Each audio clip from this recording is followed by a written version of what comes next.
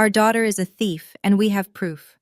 That's what my father said, standing at the head of the Thanksgiving table, in front of 30 relatives, holding a white envelope like it was a verdict he'd been rehearsing for weeks. He slid it across the table to me.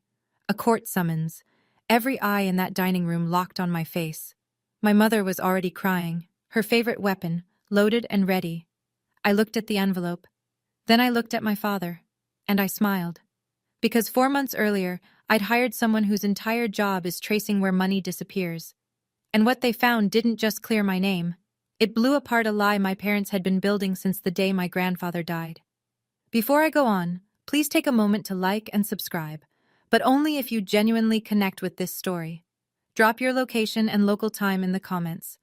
I'm Ophelia, I'm 32, and I'm a registered nurse from a small town in Georgia. Now let me take you back 8 months, to the week my grandfather Earl Palmer was buried. My grandfather Earl Palmer died on a Tuesday in March. He was 84. Pneumonia, they said. Quick, at the end. I drove 3 hours from my apartment to the funeral home in Dawson, Georgia, population 4,000 give or take. The kind of town where everyone knows your maiden name and your credit score. I grew up there. My grandfather raised me half the time. He taught me to read sitting on his porch. Took me fishing every summer at Lake Blackshear until I was 15 and thought I was too cool for it. When I got accepted into nursing school, he mailed me a card with a $50 check inside. The memo line said, "Proud of you, Ophi," but the last 3 years of his life, I barely heard from him. I called. He didn't answer. I sent letters, birthday cards, photos from work, a Christmas note every December. Nothing came back. No reply. No returned mail either. Just silence. I told myself he was getting older, maybe confused, maybe angry about something I couldn't remember doing. At the funeral, my father Gerald stood at the front of the chapel and delivered a eulogy that could have won an award. Tears in his eyes, voice cracking at the right moments. "My father was the greatest man I ever knew," he said, gripping the podium. I sat in the third row. Nobody asked me to sit closer. After the service, Gerald gathered us in the church hallway. Me, my brother Nolan, a few cousins. He straightened his tie and said, "Dad left everything to me. The house, the savings, all of it. That was his final wish." No one questioned him. I almost didn't either. But something about the way he said it, too smooth, too rehearsed, sat wrong in my chest, like a number on a chart that doesn't match the patient. Let me back up 10 years. I was 22, fresh out of nursing school, working my first job at the county hospital. 12-hour shifts, student loans already breathing down my neck. I was sharing a 2-bedroom apartment with another nurse and eating frozen burritos 3 nights a week. My father called me on a Sunday evening, said he needed me to come to the house. When I got there, he was sitting at the kitchen table with a stack of papers. My mother Denise sat beside him, eyes already red. "We need your help, sweetheart," Gerald said. "Just your signature. The bank needs a co-signer for the mortgage. It's temporary. 6 months, maybe less. Then I refinance and your name comes off." Denise dabbed her eyes. "We could lose the house, Ophelia." So I signed.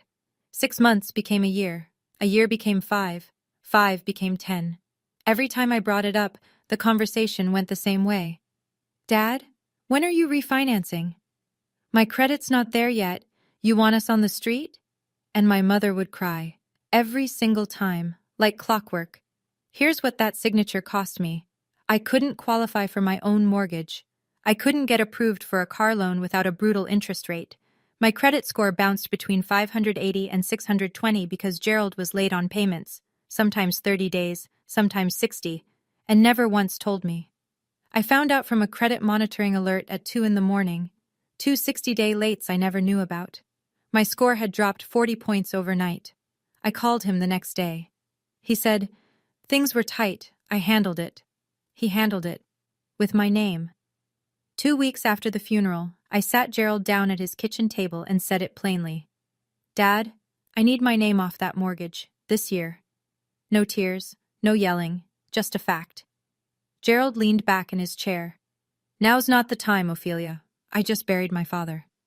"I know, and I'm sorry, but this has been 10 years. His jaw tightened. "You want me to refinance right now? With what credit? You think banks are lining up for a 61-year-old retired insurance man?" "Then sell the house. Downsize. I don't care how, but I need off that loan. He stood up so fast the chair scraped the floor. You want to talk about lawyers? You want to sue your own parents? Go ahead. See how that looks. I didn't say anything about lawyers. He added that himself. That night, my mother made 8 phone calls. I know because 4 different relatives called me within 3 days. Aunt Marlene texted, "Your parents raised you and this is how you repay them? Shame on you, Ophelia." My cousin Megan left a voicemail. "Hey, I heard you're threatening to take your parents' house. What's going on?" My father's cousin Danny called and said, "Family doesn't do this to family." Every one of them had the same version of the story, the version Gerald and Denise fed them. Ophelia is ungrateful. Ophelia wants to take the house. Ophelia is turning on her own parents right after they lost Earl. Nobody called to ask my side. Then Gerald called me one last time. His voice was flat, cold. "You think you're the only one who can play this game? Your grandfather left everything to me, and if you keep pushing, everyone's gonna know what you really did with his money." I had no idea what he meant. I hadn't touched a dime, but he was already building the story. I sat in my car outside the hospital after a 12-hour night shift and did the math on the back of a pharmacy receipt. If Gerald stopped paying the mortgage entirely, which he'd threatened before, during arguments, the bank would come after both of us. Foreclosure. My credit wouldn't just drop, it would crater, below 500, for years. Some hospitals run credit checks on employees. Not all, but some. Mine did. A foreclosure on my record could flag a review. I could lose my job, the only stable thing I had. If I took over the payments myself to protect my credit, $1,800 a month on a nurse's salary in rural Georgia, I'd be broke inside of 18 months. I was already paying rent, student loans, car insurance, groceries. There was no margin. And if I pushed back publicly? Gerald had already poisoned the well. Every aunt, uncle, and cousin believed I was the ungrateful daughter trying to steal her parents' home. Fighting back meant fighting alone. Then I pulled up the mortgage account online. I still had login access from years ago when Gerald asked me to keep an eye on things. That's when I saw it. A new line, a home equity withdrawal, $40,000, taken out 3 months before Grandpa Earl died. Gerald hadn't just kept my name on the mortgage. He'd used my co-signature to borrow more money against the house, without telling me, without my consent. $40,000 I never saw, never approved, now tied to my name. I sat there for a long time. The parking lot was empty. The receipt was full of numbers that didn't add up. He didn't just trap me. He went back to the trap and made it deeper. The rumors didn't start with a bang. They started with whispers. Gerald and Denise began telling family, casually, like it was common knowledge, that I had taken cash from Grandpa Earl's house before he died. "She went over there alone a few times near the end," Gerald told people. "We found the dresser drawer empty afterward, thousands of dollars gone." There was no proof. There didn't need to be. In a town like Dawson, a father's word carries weight. My cousin Travis called me. "Hey, Uncle Gerald said you took some money from Grandpa's dresser? A few thousand? What's that about?" "That never happened, Travis." "Okay, I'm just telling you what he said." That was the pattern. Nobody accused me directly. They just passed along what they heard. And every time I denied it, I sounded more defensive, which made me sound more guilty. At church the following Sunday, First Baptist, where my family had attended for 30 years, a woman named Mrs. Gentry looked right at me, then turned her back and walked to the other side of the fellowship hall. She didn't say a word. She didn't have to. At work, a nurse on my unit pulled me aside. "Everything okay at home? I heard something from my neighbor about your family and some legal stuff." It was leaking into my professional life now. That's when it clicked. Gerald wasn't just covering his tracks. He was building a narrative. If anyone ever questioned the inheritance, he wanted the whole town already primed to believe one thing: Ophelia is the thief. But he slipped. He mentioned the dresser drawer. Specific. Too specific. How did he know Grandpa kept cash in a dresser drawer? Unless he'd been in that drawer himself. I drove 45 minutes to the county courthouse on my day off, parked in the back lot, walked in wearing scrubs I hadn't changed out of because I'd come straight from a shift. The clerk at the probate office was a woman named Diane, with reading glasses on a beaded chain. I told her I needed a copy of the probate file for Earl James Palmer, deceased March of this year. Relation? She asked. Granddaughter. She didn't hesitate. Probate records are public. Anyone can request them. She printed the file and handed it to me in a manila folder. I sat on a bench in the courthouse hallway and opened it. The will was there, the one Gerald had filed, typed, notarized, dated 14 months before Grandpa died. It said, "I leave all real and personal property to my son, Gerald Ray Palmer. All of it, the house, the savings accounts, everything." I read it twice. Then I looked at the signature at the bottom. Earl James Palmer. I'd seen my grandfather's handwriting hundreds of times, on birthday cards every year, on the memo line of every Christmas check, on a note he left in my lunchbox once when I was 9 that said, "You're smarter than you think, Ophi." His handwriting was shaky but specific. The E always leaned left, the P had a long tail. It was as familiar to me as my own. The signature on that will was close, but it wasn't his. The E was too upright, the P too short. The whole thing was too careful, like someone trying very hard to copy something they'd only seen a few times. I took a photo of the signature with my phone. My hands were steady. I wasn't sad anymore. I was certain. I opened my phone and typed into the search bar, "forensic accountant near me." The call came on a Wednesday night. I was eating leftover soup at my kitchen counter when Gerald's name lit up my screen. I almost didn't answer. "Thanksgiving at Marlene's," he said. No hello. "You're coming." "I'll think about it." "No, you will be there, and you'll apologize." I set my spoon down. "Apologize for what?" "For what you stole, in front of everyone." "I didn't steal anything, Dad." "Then you won't mind proving it." A pause. Then, "See you Thursday." He hung up before I could respond. I stood in my kitchen for a long time, holding the phone against my thigh. The soup got cold. I didn't touch it again. Gerald wasn't inviting me to dinner. He was building a courtroom. 20 minutes later, my mother texted. The message was long, 4 paragraphs of her usual language, words like healing and closure, and as a family. The last line read, "Your father just wants to resolve this privately. Don't make it bigger than it needs to be, privately, in front of 30 people." I learned later that Gerald had called 10 additional relatives, people who normally skipped Thanksgiving, second cousins, a great aunt from Macon, Denise's college roommate. He wanted the room full. He wanted witnesses, not witnesses to the truth, witnesses to the performance. I sat on my couch that night and stared at the ceiling. I had a choice.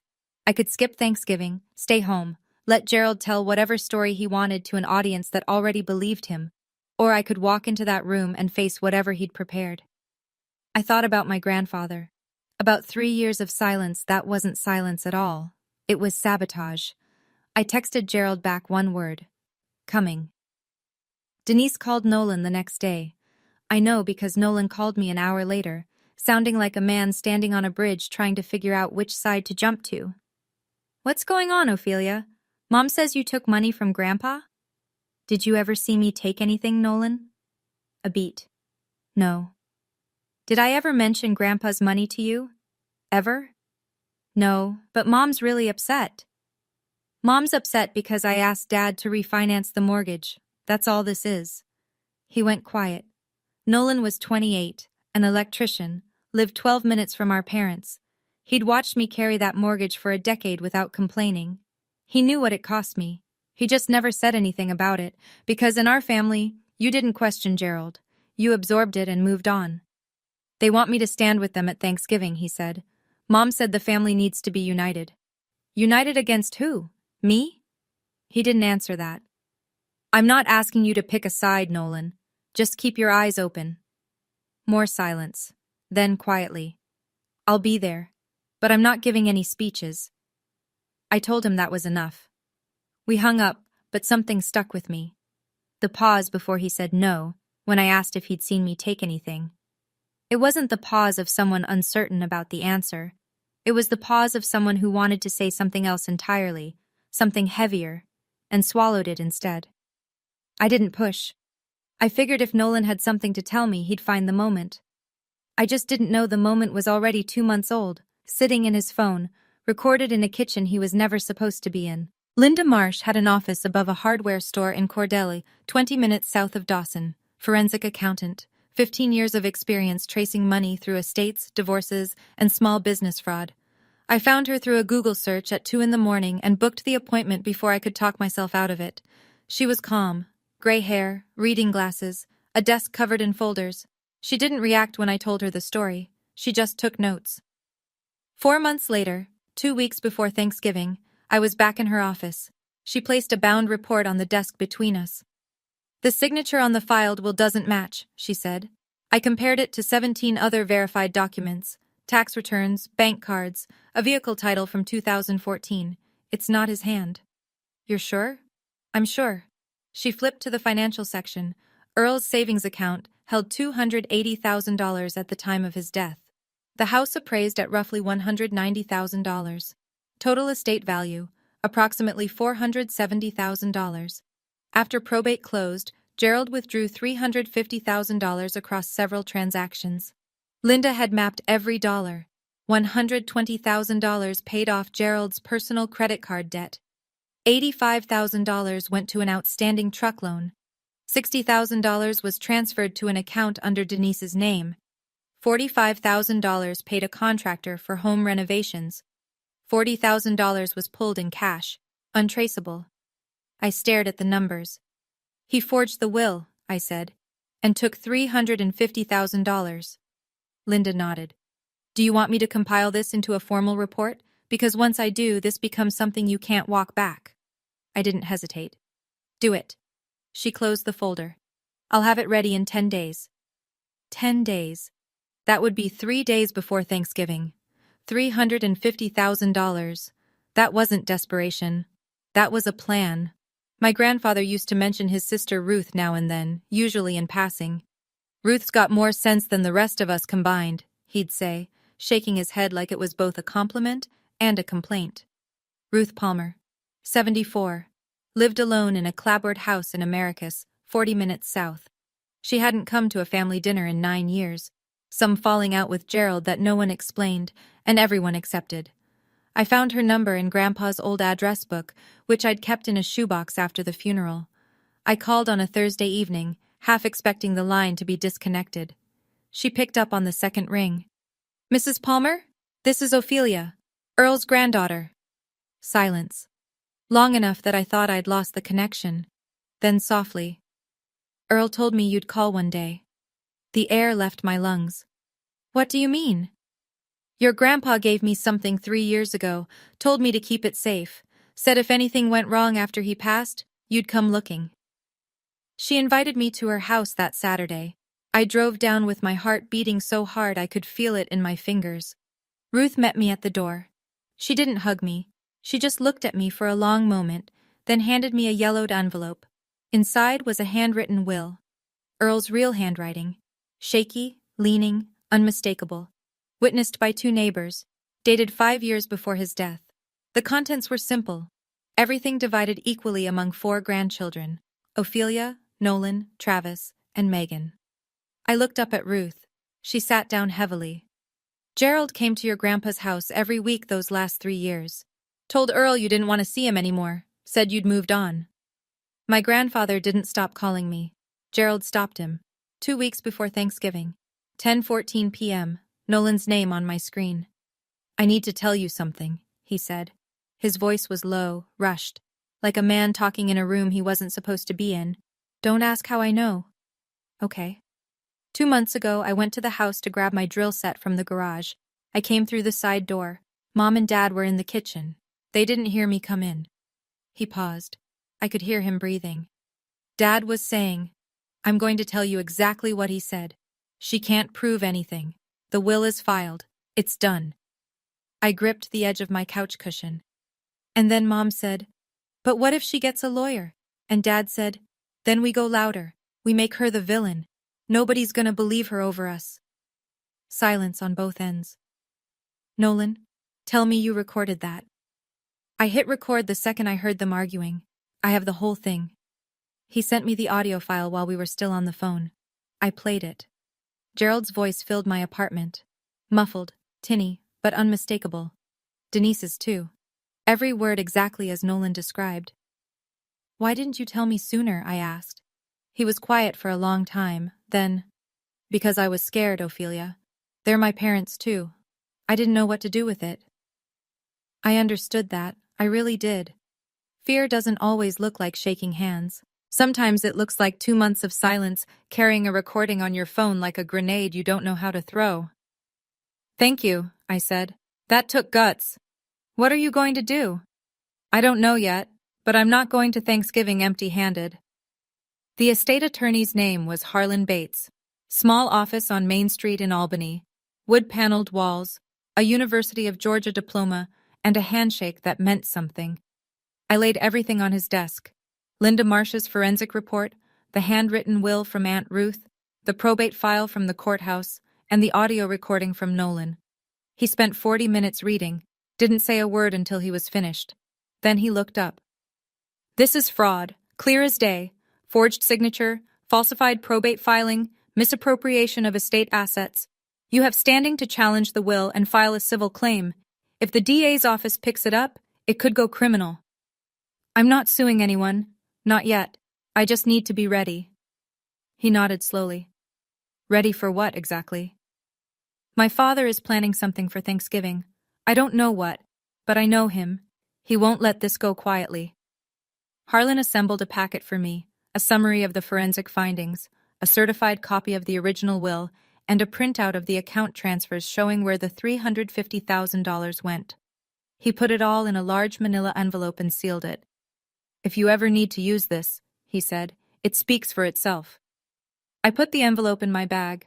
That evening I called Aunt Ruth. "Would you come to Thanksgiving at Marlene's?" Silence.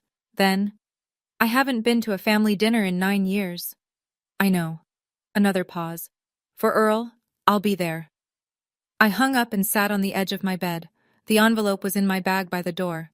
If Gerald said nothing at Thanksgiving, it would stay there, sealed, untouched. But I knew my father. Silence had never been his style. "Okay, I need to pause here for a second. This part isn't in the story. This is just me, talking to you." Sitting in that lawyer's office, holding that envelope, I almost backed out. Almost put it back on his desk and said, "Forget it." Because part of me, the part that spent 32 years being Gerald Palmer's daughter, still wanted to believe there was an explanation. That maybe I had it wrong. But here's my question for you. If you had the proof in your hands, would you bring it to Thanksgiving? Or would you keep the peace? Let me know in the comments. All right. Thanksgiving morning. Aunt Marlene's house sat on a half-acre lot on Pinewood Drive, a white ranch style with black shutters and an American flag on the porch. The driveway was already full when I pulled up at 1:15. Trucks, sedans, a minivan with a car seat in back. Someone had taped paper turkeys to the front door. Inside, 3 long tables pushed together down the center of the living room, covered in mismatched tablecloths. 32 place settings. The smell of roasted turkey and cornbread dressing hit me before I cleared the doorway. I stepped in and the room shifted. Not loudly, not obviously, but I felt it. A half-second pause in conversation. A few heads turning. Someone near the kitchen glanced at me and looked away fast. Everyone here had heard the rumors. Everyone had already picked a side. Aunt Marlene hugged me at the door. "Good to see you, honey." But her arms were stiff, and she let go a beat too soon. Gerald sat at the head of the center table, navy blazer, pressed shirt, dressed up, which was unusual for Thanksgiving. Denise was beside him in a cream-colored sweater, hands folded, eyes already glistening. They looked like a couple posing for a church directory photo. Gerald saw me and smiled. Not warmth, satisfaction. The smile of a man who's already rehearsed the next 2 hours. Aunt Ruth arrived 15 minutes later. She came through the side door quietly and sat at the far end of the table. Nobody greeted her. Most of the younger cousins didn't even recognize her. 9 years is a long time.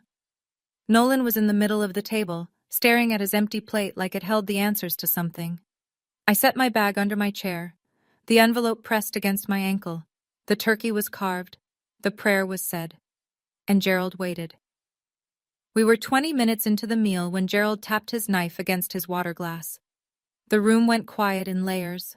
The adults first, then the teenagers, then the kids at the folding table near the window. Someone turned down the football game on the TV in the den. Gerald stood. He placed both hands on the table, leaned forward slightly, and looked around the room like a man about to deliver a sermon. "Before we go around and say what we're thankful for," he began, "I need to address something that's been weighing on this family." My pulse climbed, but I didn't move. He looked at Denise. She dabbed her eyes with a napkin, right on cue. "Most of you have heard the rumors," Gerald continued. "I wish I didn't have to do this publicly.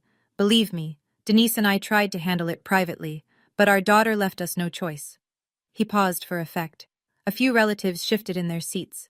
Uncle Danny set down his fork. "After my father passed, we discovered that a significant amount of money was missing from his accounts. We looked into it, we traced it, and the evidence points to one person in this room." He turned to me. 32 faces followed his gaze. "Our daughter Ophelia is a thief." His voice didn't waver.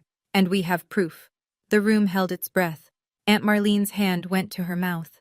Cousin Megan stared at me wide-eyed. A great aunt I barely knew whispered to the woman beside her, "Oh my God!" Denise's crying grew louder, perfectly timed, perfectly pitched. Gerald stood over me like a judge at sentencing, and the entire room waited for me to crumble.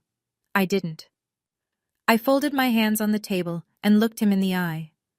Gerald reached into the inside pocket of his blazer and pulled out a white envelope, crisp, official-looking.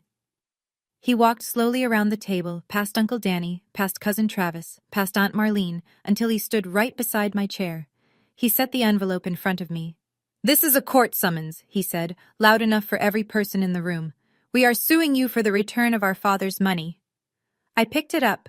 The room was so quiet I could hear the kids whispering at the folding table. I opened the flap and pulled out the document inside. It looked real.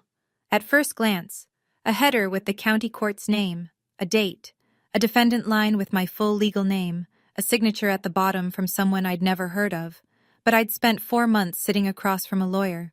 I knew what a real summons looked like. This one had no case number, no clerk's stamp. The font was wrong, too clean, too uniform. It was printed on regular copy paper, not filed stock. It was fake. Gerald had someone mock this up to scare me in front of 32 witnesses. I looked at the document. Then I set it down, gently, next to my plate. Uncle Danny leaned forward. "Gerald, if you need legal support, I know a good attorney." A cousin's wife was shaking her head. Aunt Marlene looked like she might cry. Denise was still going, real tears now, mixed with the performance ones, impossible to tell apart. Gerald crossed his arms and waited. He expected me to deny, to cry, to beg, to storm out. That was the script. That was the version of me he'd sold to everyone in this room. I looked up at him. "Are you done?" I stood up, slowly, no rush. I smoothed the napkin on the table beside my plate like I was finishing a meal at a restaurant. Every person in that room was watching. The football game was muted now. Even the kids at the folding table had gone silent. "I want everyone here to remember something," I said. My voice was steady. I wasn't performing. I was past that. "I didn't start this. Dad did." I turned to face Gerald directly. "So I'm going to ask you one question, Dad, in front of everyone, and I want a clear answer." Gerald's chin lifted, defiant, still in control, or so he believed. "Did Grandpa Earl write that will?" "Of course he did." "You're sure?" His eyes narrowed. "Are you calling me a liar? In front of my whole family?" I didn't answer that. I let the question hang in the air like smoke. Then I bent down and reached under my chair. My fingers found the bag. Inside it, the manila envelope, heavy, sealed, 4 months in the making. I placed it on the table, right next to his fake summons. The room didn't move. Gerald stared at the envelope. It was thick. It was real. And for the first time all night, something shifted behind his eyes. A flicker, fast, like a candle caught in a draft. I looked at him. "Funny," I said. "So do I." Nobody spoke. Gerald's smile was gone. Not slowly. All at once, like someone had reached inside his face and pulled it off. I unsealed the envelope. Denise stopped crying, and 32 people leaned forward. I pulled the first page from the envelope and held it up. This, I said, is a side-by-side comparison of the signature on the will Dad filed in probate, and 17 verified signatures from Grandpa Earl. Tax returns, bank documents, a vehicle title, all confirmed authentic. I passed the page to Aunt Marlene, who was closest. She put on her reading glasses. The left column showed the signature from Gerald's will. The right showed Earl's real handwriting. 17 samples, all consistent. The slanting E, the long-tailed P, the way his hand shook more in recent years but kept the same rhythm. The signature on Gerald's will was stiff, upright, careful. A copy made by someone trying too hard. Marlene's lips parted. She looked up at Gerald, then back at the page, then passed it to Uncle Danny without a word. A forensic accountant examined these samples, I said. Her professional conclusion is that the signature on the probate will is forged. That's a lie. Gerald's voice came out louder than he intended. A few people flinched. You paid someone to make that up. I didn't argue. I didn't raise my voice. I'm not asking anyone to believe me, I said. I'm asking you to look. The page moved down the table, person by person. I watched their faces change. Confusion, then recognition, then something harder. Uncle Danny held the page up to the light and shook his head slowly. Travis stared at it for a long time, then set it down and pushed it to the next person without looking at Gerald. Denise hadn't touched her napkin in 2 minutes. She was watching Gerald, not with sorrow, with fear. I reached into the envelope for the second document. I pulled out a single handwritten page. Yellowed, creased, familiar in a way that made my throat tighten. This is Grandpa Earl's real will, I said. Written in his own hand, witnessed by 2 neighbors, dated 5 years before he died. I read the key line aloud. I leave all real and personal property to be divided equally among my 4 grandchildren, Ophelia, Nolan, Travis, and Megan. Not Gerald, not his son, his grandchildren. Gerald took a step back. Where did you get that? That isn't legitimate. And then Aunt Ruth stood up. She'd been sitting at the far end of the table, so quiet most people had forgotten she was there. She was 74, small, silver-haired, wearing a church dress she probably hadn't worn in years. The room turned. Earl gave it to me, Ruth said. Her voice was thin but clear. 3 years ago. Sat me down at my kitchen table, handed me this envelope and said, "Keep this safe, Ruth, because I don't trust my own son." Nobody breathed. Gerald. Ruth, you don't know what you're... I'm not finished. She didn't raise her voice. She didn't need to. Gerald went to your grandpa's house every week those last 3 years, told Earl that Ophelia didn't want to see him anymore, told him she'd moved on, cut off the phone calls, returned the letters. She looked at me. Earl died thinking his granddaughter forgot him. I felt the room shift. Not toward me, not toward Gerald, but toward something none of them had prepared for. The silence that followed wasn't confusion. It was the sound of 32 people recalculating everything they'd been told. Gerald's face was white. His mouth opened. Nothing came out. Denise whispered to no one. Oh, God. I pulled the last page from the envelope. After probate closed, Dad withdrew $350,000 from Grandpa's accounts. I held the sheet so the room could see the columns. This is where every dollar went. I read it slowly, no emotion, just numbers. $120,000, Dad's personal credit card debt. $85,000, an outstanding loan on his truck. $60,000, transferred into an account under Mom's name. $45,000, paid to a contractor for renovations on their house. $40,000, withdrawn in cash. Destination unknown. I set the page down. That's $350,000 that belonged to 4 grandchildren, not 1 son. Gerald grabbed the back of his chair. That's my father's money. He left it to me, legally. No, Dad. I kept my voice level. He left it to us, all 4 of us. You forged his will to take it. The room was so still I could hear the clock on Marlene's mantel ticking.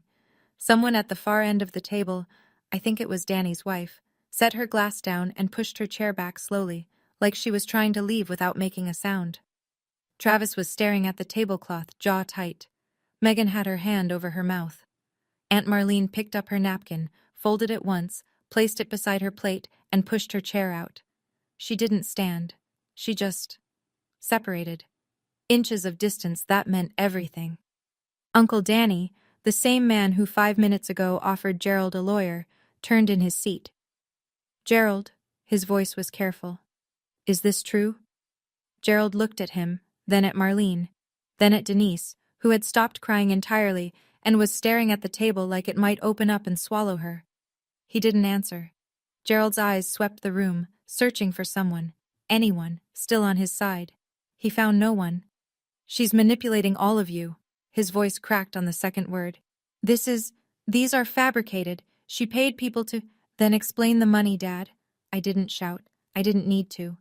$350,000. Where did it go? He opened his mouth, closed it, opened it again. Nothing. That's when Nolan stood up. Every head in the room turned. Nolan, 28, quiet, the one who never took sides, was standing at the middle of the table with his phone in his hand. "I heard them," he said. His voice was tight, like he was holding it together with both fists. 2 months ago, in the kitchen. They didn't know I was in the garage." He looked at Gerald, then at Denise. "Dad said, 'She can't prove anything. The will is filed. It's done.'" Gerald, "Nolan, don't." And Mom said, "But what if she gets a lawyer?" And Dad said, "Then we go louder. We make her the villain. Nobody's gonna believe her over us." Nolan tapped his phone screen and set it on the table. Gerald's voice filled the room, muffled, recorded through a garage wall, but every word clear enough to land. "She can't prove anything. The will is filed. It's done." Then Denise's voice. "But what if she gets a lawyer?" Then Gerald again. "Then we go louder. We make her the villain." The recording ended. The silence that followed was the loudest thing I'd ever heard. Gerald sat down, heavily, like the bones in his legs had quit. Denise said barely above a whisper, "I told you this would happen." Not grief, not shame, anger, directed at Gerald. She'd known. She'd warned him. And now the room knew she'd known too. I want to be honest with you here. Standing in that room, watching my father's face collapse, I didn't feel victorious. I felt hollow. Because this wasn't a courtroom drama. This was Thanksgiving. These were people I'd loved my entire life. But I learned something that day. Love doesn't mean letting someone dismantle you. And silence isn't peace. It's just permission. Quick question for you. Do you think Nolan did the right thing by waiting 2 months? Or should he have told me the day he heard it? I'm genuinely curious. Drop your take below. All right, let me tell you what happened after that dinner. Nobody ate dessert. People left in waves. First the outer ring of distant relatives, then the cousins, then the uncles. Most didn't say goodbye to Gerald. They just picked up their coats and walked out. A few hugged me on the porch. Travis gripped my hand and said, "We'll talk this week." Megan found me by the driveway. If that will is real, and I think it is, we were all robbed. All 4 of us. "I know," I said. "I'm not telling anyone what to do. But the forensic report is as much yours as it is mine. I want a copy. I'll send it tomorrow." Within a week, Travis and Megan had retained their own attorney. They filed a petition with the probate court to reopen Earl Palmer's estate based on evidence of signature forgery and the existence of a prior valid will. I wasn't the one who filed. The cousins made that decision themselves. I gave them the information. They acted on it. There's a difference, and it matters to me. The attorney also reviewed Gerald's fake summons, the one he'd slid across the table like it was a live grenade. No case number. No clerk's filing stamp. Not on record with any court in the state of Georgia. It was printed paper in a white envelope. A prop. Travis's lawyer put it bluntly. Your father tried to intimidate you with a document that has the legal weight of a restaurant menu. Gerald hadn't filed anything. He'd staged a performance with a piece of paper that wouldn't survive 10 seconds in front of a judge. He tried to scare me into silence using a fake. But the real paperwork, the kind that actually holds up. That was in my envelope. Harlan Bates sent a certified letter to Gerald Palmer on a Monday, 9 days after Thanksgiving. The letter was straightforward. Ophelia Palmer demands that Gerald Palmer refinance the mortgage on the property at 412 Talmadge Road and remove her name as co-signer within 60 calendar days. Failure to comply would result in a civil lawsuit for damages related to unauthorized use of her co-signature, including the $40,000 home equity withdrawal she never consented to. Gerald, now facing a probate challenge from 3 grandchildren, potential criminal exposure, and the complete evaporation of his reputation in a town where everyone now knew what he'd done, did not fight it. He refinanced in 5 weeks. I got the notification from the bank on a Wednesday afternoon. I was sitting in the hospital break room eating a granola bar between patients when my phone buzzed. The email was short. My name had been removed from the mortgage, effective immediately. I sat there for a long time. A coworker asked me if I was okay. I said yes. Then I walked out to my car in the parking lot, sat in the driver's seat with the engine off, and cried. Not from joy, not exactly. From the release of something I'd been carrying so long I'd forgotten it was heavy. 10 years of someone else's debt attached to my name. 10 years of phone calls about refinancing that never happened. 10 years of watching my credit score drop because a man who called himself my father couldn't be bothered to pay on time. Gone. In 5 weeks. I pulled up my credit report on my phone. It had already started climbing. 640, then 680. The banker told me it would reach 710 within 6 months. Not perfect, but mine. Aunt Ruth called me a week before Christmas. Come by Saturday, I have something for you. I drove to Americus on a gray December morning. Ruth's house smelled like coffee and cedar. She was sitting at the kitchen table with a shoebox in front of her. These are yours, she said. Earl wanted you to have them. Inside the box were letters, 11 of them, written by my grandfather over the last 3 years of his life. He'd written them to me, one every few months, and mailed them to Ruth because he knew Gerald was intercepting everything that went to my address or phone. I opened the first one. The handwriting was shaky, the paper creased, dated 3 years before he died. Ophi, your daddy told me you don't want to see me anymore. I don't believe it. But if it's true, I want you to know I'm not angry. I just miss you. I opened the last one. Written 2 months before he passed. I'm leaving the house and the savings to you kids. All 4 of you. If your father does something different, find Ruth. She's got the real one. I love you, Ophi. I always did. I set the letter down on Ruth's kitchen table and pressed my palms flat against the wood. The grain was cold under my fingers. I focused on that. The cold, the texture, because if I didn't anchor myself to something physical, I was going to dissolve. He never stopped writing to me. For 3 years, he wrote letters he knew I'd never receive, and sent copies to the one person he trusted to hold the truth. Ruth poured me a cup of coffee. Neither of us spoke for a while. He didn't leave me money. He left me proof that he never gave up. In a small town, you don't need a press conference. You just need one Thanksgiving dinner. By the first week of December, every family in our circle, and most of the congregation at First Baptist, knew what Gerald and Denise had done. Not because I told them. I didn't have to. 32 people sat in that room. At least half of them went home and told someone. Those people told someone else. That's how it works in Dawson. Gerald and Denise stopped getting invited to things. No Christmas party at the Gentrys. No New Year's potluck at the church hall. Aunt Marlene, Denise's own sister, called her 3 days after Thanksgiving and said, I don't know exactly what you two did, but don't call me for a while. I need time. Denise tried to post a family update on Facebook, something about false accusations and a family misunderstanding blown out of proportion. Within an hour, Travis commented with a link to the public probate filing. Denise deleted the post by dinner time. At church, Gerald shook hands with the pastor after the service like he always did, but the people who used to linger and chat moved on quickly. No one was rude, no one confronted him. They just shortened things. Fewer words, less eye contact. The invisible arithmetic of a small town adjusting its ledger. Mrs. Gentry, the woman who'd turned her back on me months ago in the fellowship hall, found me in the grocery store parking lot one Saturday. She touched my arm and said, "I owe you an apology, honey. I believed the wrong person." I told her I understood, because I did. Nobody banished Gerald and Denise. Nobody had to. In a small town, silence is the loudest sentence. The probate court accepted the petition to reopen Earl Palmer's estate in January. It moved faster than I expected.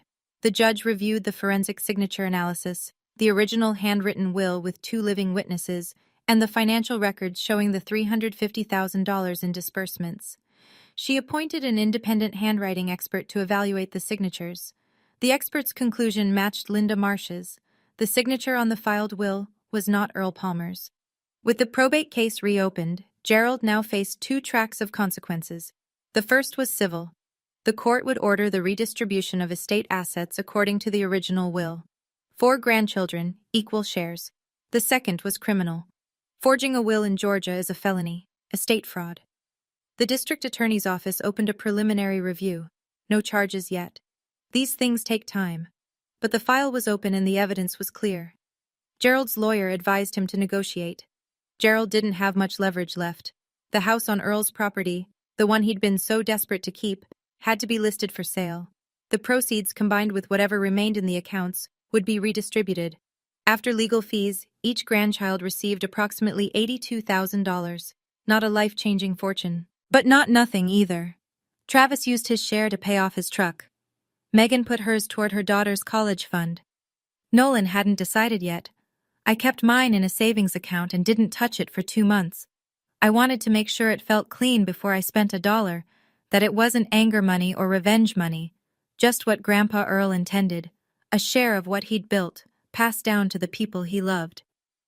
Gerald spent $350,000 trying to live a life he couldn't afford. It cost him everything he had left. Nolan called me the week after Thanksgiving. It was the first time in years he'd called without it being about our parents. "I'm sorry I didn't tell you sooner," he said. "You told me when it mattered. That's enough." We started meeting every Sunday morning at a diner on Route 19, a little place called Millie's with cracked vinyl booths and bottomless coffee. We'd sit for an hour, sometimes 2. We talked about work, about the weather, about nothing. And slowly, very slowly, we talked about everything else. Nolan told me that Gerald had tried to get him to co-sign on a personal loan 2 years ago. He'd refused. Gerald stopped speaking to him for 4 months afterward. Just froze him out. No calls, no visits, no acknowledgement at family events. "I thought I'd done something wrong," Nolan said, stirring his coffee. "Took me a while to realize it was punishment." I told him about the letters, about Grandpa Earl writing to me for 3 years through Aunt Ruth, about how Gerald had told Earl I didn't want to see him anymore. Nolan stared at the table. "He played us against each other," he said, "our whole lives." "I know. He kept us separate so neither of us would compare notes. I know that too." We sat there for a long time, not talking, just sitting in the same booth, drinking the same coffee. It was the most comfortable silence I'd had with another person in years. We didn't lose our parents that Thanksgiving. We'd lost them long before. We just didn't have the language for it yet. What we found, sitting across from each other in a diner on Sunday mornings, was something we hadn't had since we were kids, each other. 2 months after Thanksgiving, my phone rang at 8 in the morning. My mother's number. I almost didn't answer, but something about the hour, Denise never called before 10, made me pick up. "I know you won't forgive us." Her voice was flat. No tears. No performance. For the first time in my life, my mother sounded like she was speaking without a script. "I just want you to know, I didn't want it to go this far." I leaned against my kitchen counter. "But you let it, Mom, every step." "I know. You called 8 relatives and told them I was a thief. You sat next to Dad while he waved a fake summons in front of our family. You helped him cut me off from my own grandfather." Silence. Long enough that I checked if the call had dropped. Then quietly, "I was afraid of losing the house. I know that's not enough. But that's what it was." I believed her. Not because it excused anything, it didn't, but because I'd seen that fear before. Denise Palmer had spent 35 years married to a man who made every crisis feel like the edge of a cliff. She was afraid. She was wrong. Both things were true. I need space, Mom, I said. A lot of it. Don't call me for a while. She said okay. She didn't argue. She didn't cry. Gerald never called. Not once. No text, no letter, no message through a relative. For the first time in 61 years, Gerald Palmer had nothing to say to anyone. I don't know if his silence was guilt or shame or just the absence of a plan. I spent a long time wondering. Then I stopped. I didn't slam the door. I just stopped holding it open. 4 months after Thanksgiving, I bought a house. Nothing fancy. A little 2-bedroom on Elm Street, a half-mile from the hospital. White siding, green door, a porch just wide enough for 2 chairs. 900 square feet. Built in 1978. I put down the money from Grandpa Earl's estate, $82,000, and qualified for the rest on my own credit. My score had climbed to 709 by then. The loan officer shook my hand and said, "Congratulations, Miss Palmer." No cosigner, no second name on the paperwork, just mine. The first night, I sat on the living room floor with a pizza box and a glass of sweet tea and looked at the bare walls. No furniture yet, no curtains, just clean carpet and the hum of a refrigerator I'd bought off Craigslist. I hung one thing that night. A framed photo of Grandpa Earl standing at Lake Blackshear with a fishing rod in one hand and a grin so wide you could count every one of his remaining teeth. I set it on a nail above the fireplace and stepped back. "Not bad, Grandpa," I said to the empty room. The next morning, I went to work at the hospital. Same shift, same scrubs, same parking lot where I'd once sat calculating how long until my father's debt crushed me. The math was different now. Rent was a mortgage, my mortgage, and the numbers worked. They finally worked. I visited Aunt Ruth every Saturday. She made coffee. I brought pound cake from the bakery on Main Street. We talked about Earl, the real Earl, not Gerald's version. She showed me photos I'd never seen. Earl at 20, in uniform. Earl at 50, building the house that Gerald would later steal. The house is small, 900 square feet, but every inch of it is mine. I'm not telling you this story because I think I'm brave. I'm telling it because for 10 years I thought endurance was the same thing as love. I thought saying yes to everything my parents asked, even when it hurt, even when it cost me, was what a good daughter does. I was wrong. A boundary isn't a wall, it's a door. You choose who gets to walk through it, and you choose when it closes. That's not cruelty. That's architecture. If you're in a situation like mine, if someone in your family is using love as currency, trading affection for compliance, making you feel guilty for protecting yourself, I need you to hear this. Saying no doesn't make you ungrateful. It doesn't make you cold or selfish or whatever word they reach for when they're losing their grip. It makes you someone who decided their own life matters. And if you have grandparents who are still here, call them. Not next week. Today. Don't let anyone else control that relationship. Don't let someone else decide what your grandparent knows about you or what you know about them. I lost 3 years with a man who loved me because my father decided I didn't deserve to know it. I can't get those years back. No amount of money fixes that. Do I still love my parents? Yes. I carry it the way you carry a scar. It's part of you, it shapes you, but you don't let it dictate where you walk. I just love myself more now. And that's not a sin. It's not betrayal. It's the bare minimum that took me 32 years to learn. I didn't win a war. I just stopped being a casualty. Here's where things stand today. The probate case is still working through the court. Gerald hasn't been charged criminally.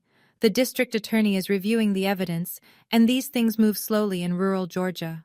I'm not pushing for it. If it happens, it happens. I've handed over what I have, and the system will do what the system does. Gerald and Denise still live in the house on Talmadge Road. They refinanced it clean. My name is gone. But the house feels smaller now, I imagine. Fewer people come by. Fewer calls to answer. The world they built with borrowed money and borrowed trust has contracted to the size of a kitchen table for 2.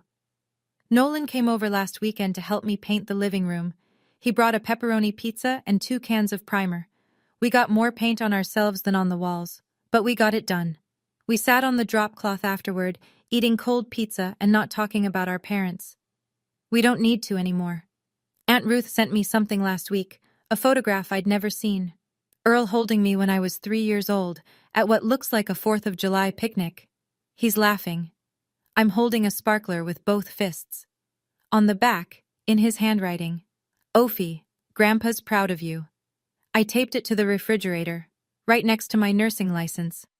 My father tried to rewrite my grandfather's story. He forged a signature, stole a legacy, and silenced a dying man's wishes. He nearly rewrote mine too. But the truth, like a real signature, can't be forged. Not when the right people keep the original safe. That's my story.